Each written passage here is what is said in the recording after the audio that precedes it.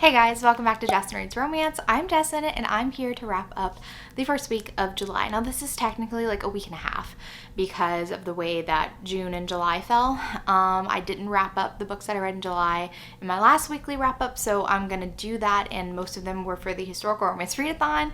We'll get into that. Now I had an interesting start to July, to say the least, because I was in the middle of a readathon and then I did a vlog right after, and all of that just kind of like contributed to one of the biggest book slumps that I've been in a while. And like, it was a pit of my own making. I was reading books that I picked out for myself, and then I was dictating a vlog that when you have like kind of like something curated, like a vlog that you're reading specific books for, sometimes it'll feel like assigned homework, and it probably wasn't the best decision to do a vlog right after the Historical Romance Readathon whenever I felt very book slumpy.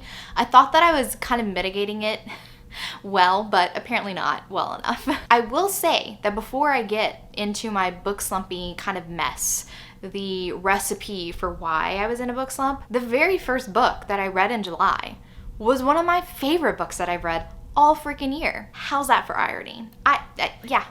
Don't even know. I kicked off July with Cardinal Urges by J.T. Gessinger.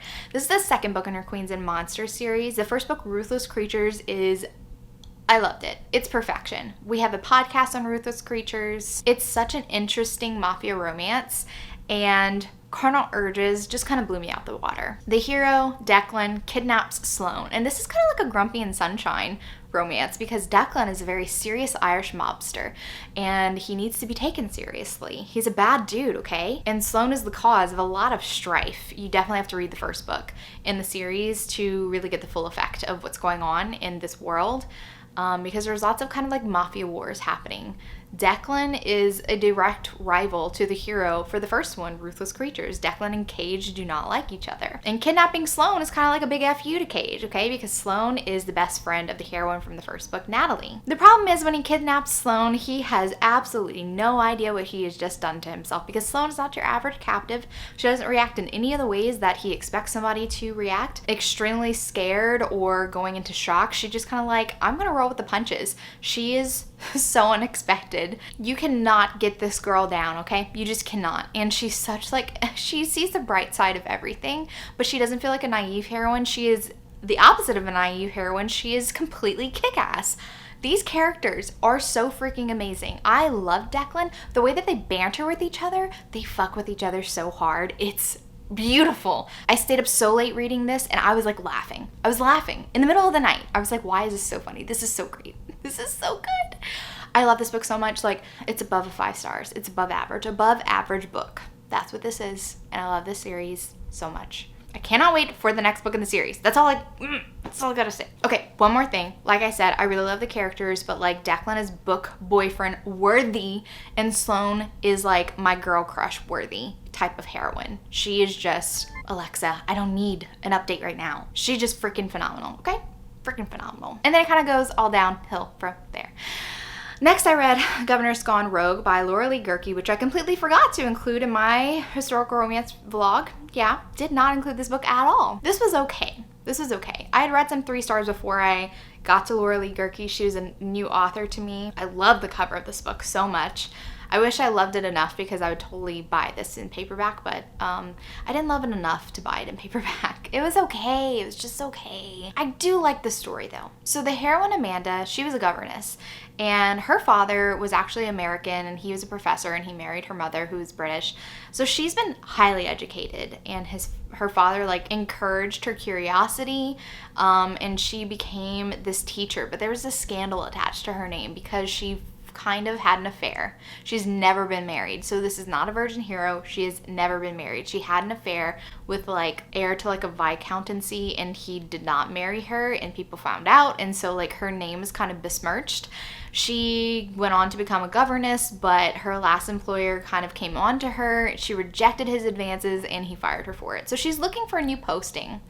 And she goes to this magazine to fill out an ad. She wants a new position, and she overhears these 2 guys. One of them is James, and I think he's the Duke of Kenyon. And he is looking for a tutor for his 2 young sons. Now his sons, Oliver and Colin, Oliver and Colin, they actually want kind of a new mother. Their mother was like great. She unfortunately tragically died, so he is a widower. But Oliver and Colin actually write to the newspaper. I believe it's the dad's friend that actually works in there. This is the third book in a series, so I'm kind of missing some information about the whole Lady Truelove thing. But they write to Lady Truelove looking for a new mother. James is just like, they just need a tutor. I need to find somebody who can handle them. They play pranks, and I've gone through so many nannies and tutors. Nobody wants to deal with my two sons. Well, Amanda listens to all this and she's like, why can't I be a tutor? Like, there's really no difference between a governess and a tutor. I have all the education of a man. I can educate these young boys. I'm well versed in all of the subject matter that I need to teach them. I think I'm going to try for this job. So what does she do? She chops off all her hair and she disguises herself as a boy. And she does get hired on as the tutor. And it's a romance between Amanda and James. The problem is, since she disguises as a boy, it takes a minute for the romance to kick in because obviously she can't behave as a woman and like flirt with him. They're not looking at each other like they're attracted to each other because, you know, she needs to be professional. This is her employer, and he is like, this is a young boy. She's 28 years old, but she's saying that she's like a 17-year-old boy because she looks like very petite and tiny and stuff like that. So like, obviously this older dude is not going to be attracted to this 17-year-old tutor boy. It's just, yeah, anyway. So it takes a while for the romance to get there. I wish that it worked out in a way. I don't know how you do that whenever a female is disguised as a male character, when she can't actually be herself as a woman to actually flirt with him in another type of way. When she's like out of her disguise. There's a book in the Maiden Lane series called Duke of Pleasure where the heroine is disguised as a boy, but the hero actually meets her in her boy disguise and in her girl disguise. And so it's like a very cool juxtaposition between the way that they interact with each other in those two different disguises. So anyway, this one was okay. It was fine. It was a 3.5 stars. Then I read The Duke I Tempted by Scarlett Peckham. This is the second book that I read by Scarlett Peckham. I didn't really love The Rakess, but The Duke I Tempted I liked a lot better. The thing about it is Scarlett Peckham likes to push the boundaries with like misunderstandings and what I would consider an unlikable heroine. But I think she did a really good job, a really good balance with Poppy, her character. There was a few too many misunderstandings in this book, but I still enjoy the story overall. Poppy is growing her business. She has a greenhouse, and she was tapped by this local sister of a duke, Constance, she has the second book in the series. She wants to throw a ball for her brother who has returned to his ancestral home. She wants to decorate this ball to the nines. So she needs all the flowers, all the everything, and she needs Poppy to decorate it for her. There's stuff that Poppy is going through because her uncle has recently died, so the viscountcy is being passed down to this cousin that she really doesn't know, and she needs to get her greenhouse off of that land so that they don't try to like take her business. She and the hero, Archer, who is a hero that is suffering. He has suffered a great loss. He's lost his family and he's holding it all in. His sister doesn't even know anything about what he's gone through. The way that he likes to unwind is to visit this house on Charlotte Street, and it caters to a lot of different types of things, a lot to do with BDSM, and he likes to get whipped. This was a way for him to have an outlet for the pain, for him to not be in control, for him to forget and not feel so completely numb. And it's a secret. People are trying to discover where this fabled den of iniquity is located, who are the patrons. So it's like a very hush-hush thing, like the Duke of Westmead going to this thing. That would be a bad thing for people to figure out. But also he's tempted by Poppy. And I love how Constance sees their interplay, and she's like, oh, he's trying to marry this ninny of a girl who's not going to do anything for him, because that's the purpose of this ball. He just wants to find a woman who will bear him an heir and be content with him spending a lot of money on her but giving her no emotional connection to him, because he does not want an emotional connection. He just wants to have an heir so that his tenants will be set for life, because his cousin, who would inherit the dukedom should he die without an heir, is not very great. And so he's like, I can't do that to my tenants. Constance is like, they would be perfect together. Let me push Poppy and Archer together. And so they do. And it starts off as a marriage of convenience, and they are developing feelings for each other. Archer is fighting them because, like I said, he doesn't want to go through that pain again. Poppy is developing feelings for him, but she's like, he's cold and unemotional, and obviously I feel more things for him, and she gets a lot of pent-up frustration building up throughout the book, which leads to a lot of frustrating things. I did really like this book. It's more like a 4.25 star, not quite a 4.5 star, but yeah, definitely my favorite Scarlett Peckham that I've read so far. Then I read The Anti-Heroes in Love Duet. The first book is When Heroes Fall. Now, this was a part of the vlog that I did right after the historical romance readathon, and this was a book suggested by my friend, Tori. The theme of the vlog was my friends will pick my books and I will read them and see if they picked well for me. When Heroes Fall is a mafia romance, and the premise of this book is so freaking good. Elena is a lawyer, and her sister has asked Elena to represent this guy Dante who's been accused of murder and get him acquitted. Elena has a very complicated relationship with all things mafia. She is Italian. She grew up in Italy. I can't remember which town in Italy, but she's very familiar, intimately familiar with the mafia because her father is Irish. He had a lot of dealings to do with the Italian mafia, and she just does not have a good opinion of them at all. Now that they have been living in New York for a good portion of her life, she just doesn't want to have anything to do with that. She's also been left by her fiance of like 4 years, and he has left her for another woman, and she is in a lot of pain about that, but she wants to like shove that all deep down inside. She just wants to be an ice woman, and she's trying to close herself off to all of that, and she just feels like the black sheep of the family. Now, I will say, I think you should read. I don't want to like encourage people to read the Evolution of Sin series because I didn't like the first book. It's about an affair. The first book is The Affair, and I didn't like that. But stuff happens in this Evolution of Sin series that is relevant to the Anti-Heroes duet. I don't think that the Anti-Heroes in Love duet is a good standalone duet. I think it really functions best with the Evolutions of Sin and the Enslaved duet. And I didn't read either of those. I only read The Affair, the first book, in the Evolution of Sin. I read none of the rest. And I think that there's too many things that are interconnected, characters that are crossing over, history between the characters, lots of rivalries that were established in other books that come into play in this book. I just think that it would have functioned better.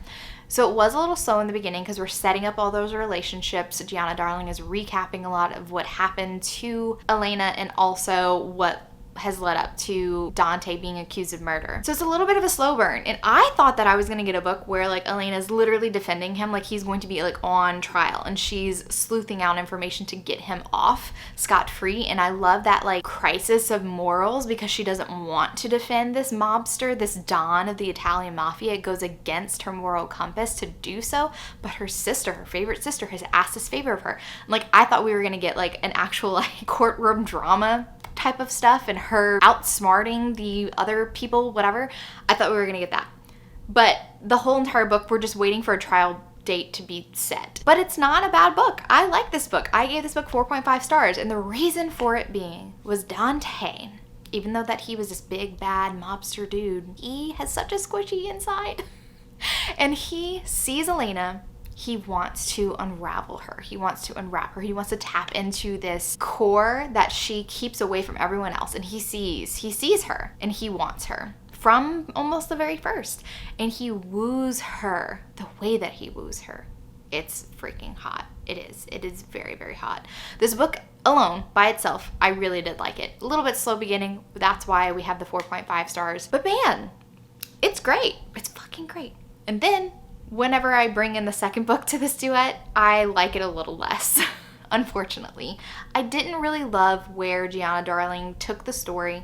I think that it would have been a better story, just one book in all, stay in New York, because there is a bit of traveling. And I felt like the scenes in Italy were filler, just extra, didn't really serve the plot in any functional way.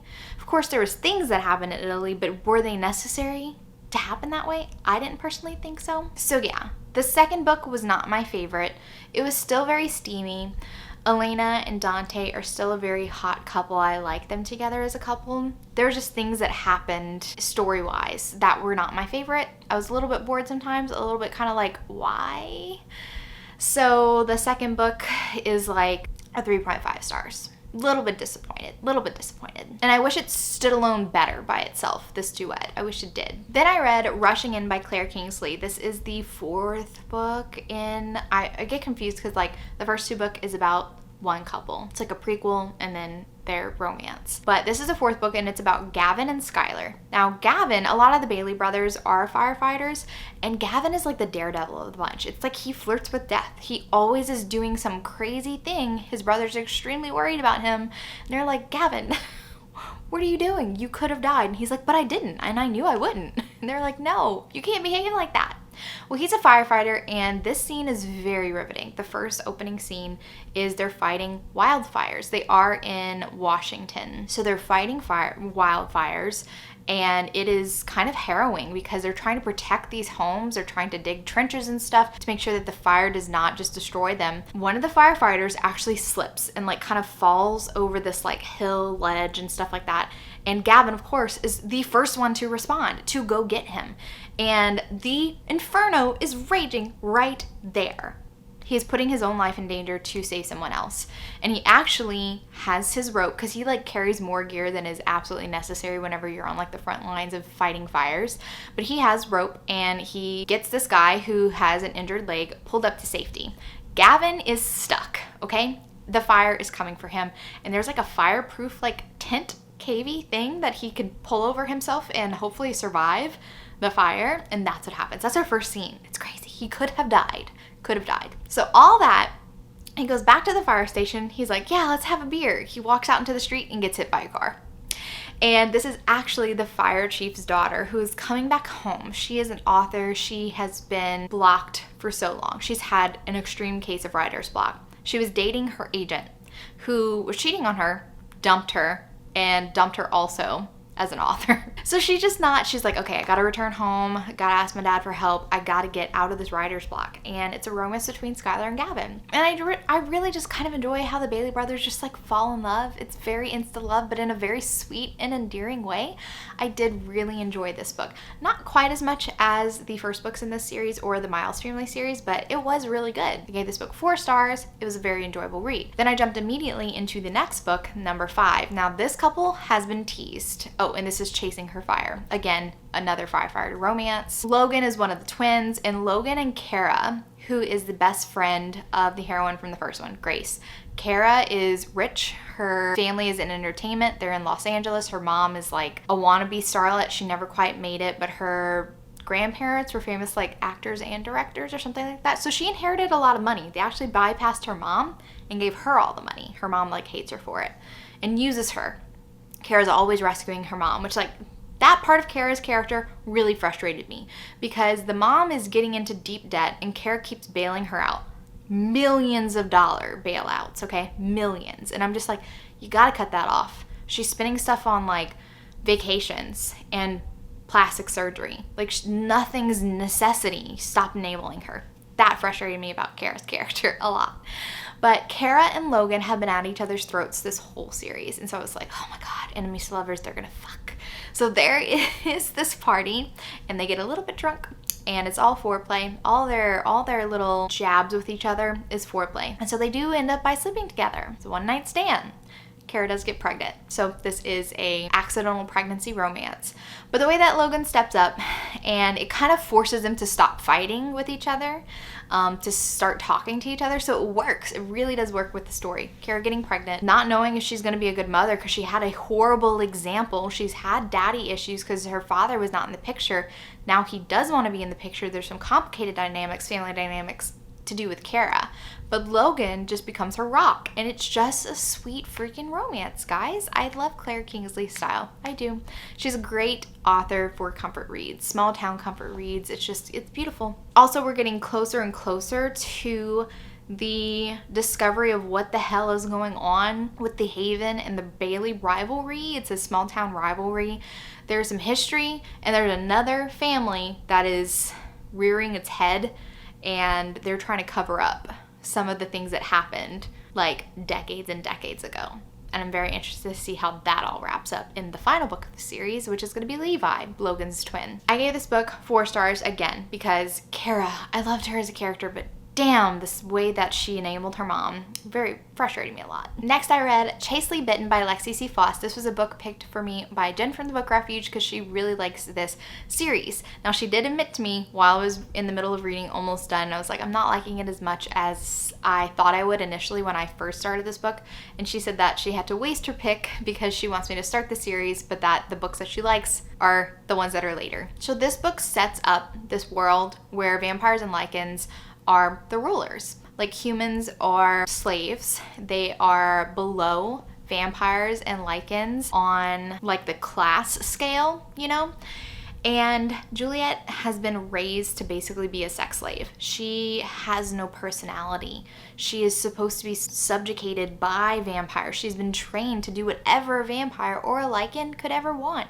And if they want to kill her, so be it. Like, she has literally been raised to be at the mercy and the whims of another. She gets bought for millions of dollars by this guy, this vampire named Darius. And he has been a character that's been in the background. He doesn't want to be involved in vampire politics, even though he could have in the past, but he's been laying down low. But once he gets Juliet home and he has 2 friends there, it sounds like he has this plan. He bought her for a reason. It's not to have a sex slave. He has this plan to kind of overthrow the whole vampire lichen hierarchy. He doesn't like how it's run and he wants to change things. So his plan is to break Juliet of her training and to get her to see herself as a person with free will, hopefully get her on his side, help him kind of assassinate some guys, some vampires, and work his way up into the political sphere. The problem is, you can't just break life's long training in an instant. And unfortunately, Juliet did not become a character until the very end, so it wasn't an enjoyable read for me. And I also kind of felt really bad because it's like she traded one ideology that was slammed into her from a very young age for another one, Darius's. He's pushing his agenda on her, which is not great. But I also really like the world, and the second book is promised to be much better because the heroine is not like Juliet at all. So I am going to eventually jump back into the series, but I was feeling book slumpy by the time I hit this book, and it was because of the historical romances that I was reading. I was frustrated with them. I wasn't reading enough 5 stars in between my middle of the road books, and so now I started to feel it. Because the last book that I absolutely hands down was crazy over was Cardinal Urges, and that was quite a few books ago. And it was also in the middle of a lot of meh books. So I gave this book 3 stars. I am going to continue with the series. So I tried to help myself by rereading Blue-Eyed Devil by Lisa Kleypas. This is a book that I recommended to Crystal, and she was saying that she was about to pick it up, and so I was like, you know what, that sounds great. Let me reread that one. I love Blue-Eyed Devil so much. It was still a 5-star read. Such a different style of writing for Lisa Kleypas. The contemporary series that she wrote, The Travises, the first one toes a line between women's fiction and romance just because we spend a lot of time with the heroine as a young girl and her backstory really needs to be built up. But Blue-Eyed Devil is phenomenal romance, a slow burn romance, but phenomenal. Hardy Cates is still one of my book boyfriends. I love him so much. And I love Haven. God, they're such a great couple together.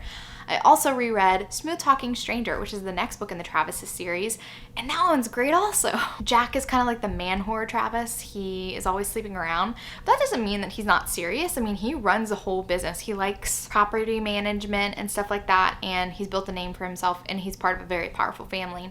Well, this girl comes and she has her sister's baby because her sister kind of abandoned her baby. She's like, I'm going to a facility to get help and treatment. I'm not ready to be a mom. Can you look after my baby? Uproot your life from Austin and come to Houston, Texas and take care of my baby. Who cares if you're busy or have a job or whatever? So Ella is taking care of her sister's baby because her mom is also no help. The way that Ella grew up is very interesting. And it has a lot to do with her current mindset about, oh, I'm not looking for love. Marriage is just like a weird social structure that doesn't mean anything. It's a piece of paper and blah, blah, blah, all that jazz. And that's how she is. She never saw herself as a mother, and suddenly she's taking care of this baby. Their cousin puts forth Jack Travis's name as a potential father. And so Ella's like, I need to find the baby's father because Tara's gonna need financial support, and let me go see if Jack Travis is the one. So she approaches Jack, and I like how he doesn't get offended. He's just like, I didn't sleep with your sister. Like, we went on a date, she was too drunk, we never slept together. So I know that's not my baby, but if it makes you feel better, I'll do a paternity test.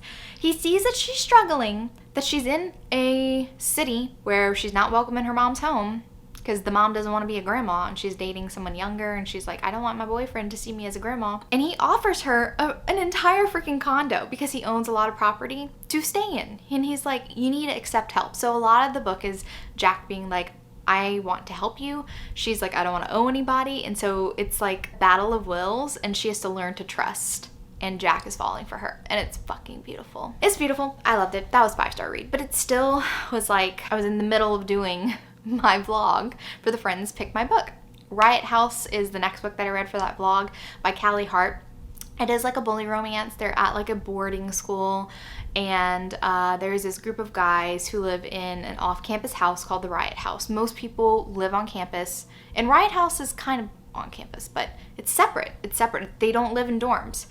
A lot of the kids are from wealthy families. The heroine, Elodie, is a military brat. Her father is part of the military. He's a horrible human being, and he has forced Elodie to uproot her life and go to the school. Ren, who is kind of the de facto leader of the Riot Boys, zeroes in on Elodie for really no real tangible reason. He just is like, yeah, I like her. She's mine. I want to fuck with her. But like the problem with the series, I think it's called like the Crooked Sinners series, is that the connection between the guys, like, they don't actually feel like friends, and it feels like a weird situation because Ren, the hero, owns this house, and he has invited these two friends to stay with him, and they're like the bullies of the school, but like they don't feel like they're actually friends. I don't know. There's like these weird arbitrary rules of like how the Riot Boys are supposed to behave, and so they're like checking Ren to make sure that he's not like falling for Elodie and stuff like that, so that kind of puts a damper on it. There was also kind of like this mystery about this girl named Mara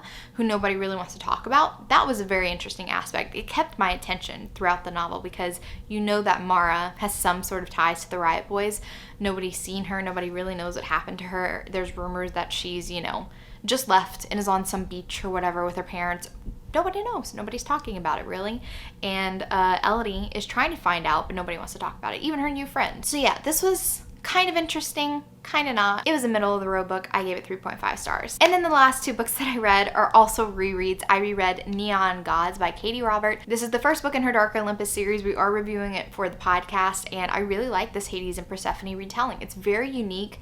It's like urban fantasy, but we really don't see any humans. Like, I don't feel like Katie Robert explains the actual function of the city Olympus because they feel like modern day beings, modern day characters, but it does say that there is like this barrier between Olympus and like the rest of the world, but we never see humans. We never talk about like, do these characters actually have powers? But I will say it's honestly not necessary for the story. This is just something like upon a reread, I was looking, I'm like, did I miss this type of stuff? But it's not there. It's not explained. There's really no like magic that really happens in this book, but it is fantastical. But again, like I said, the romance between Hades and Persephone, I think, carries the story so well that the first time I read it, I wasn't wondering about any of these things. I was just like, man, this is good. Flirtation's good. This is interesting. Zeus is an asshole. Hades is actually protecting her from Zeus. Very interesting dynamic. And I really liked it. Cannot wait for the second book in the series. I think it's called Electric Idol, and I think it's a Eros and Psyche romance. I don't know. I'm so excited. So excited for that one. Then I reread Broken Vow by Sophie Lark. One of my favorites by Sophie Lark.